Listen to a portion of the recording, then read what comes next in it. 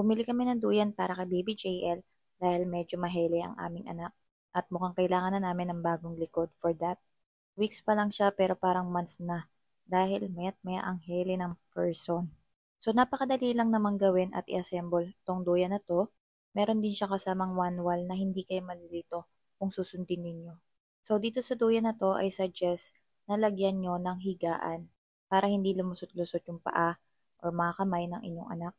So, sakto lang tong duyan na to para sa mga newborn and mga kids. Dahil kapag medyo malaki-laki na si baby, ay baka hindi na siya kasya dito. So, napakatibay naman niya and napaka-useful. Especially this coming summer, mas press kong humiga dito ang ating mga baby. So, hindi nyo na kailangan ng bagong likod dahil sa duyan na to. Kaya kung wala pa kayong duyan for your baby or your kids, check nyo na yung item na to.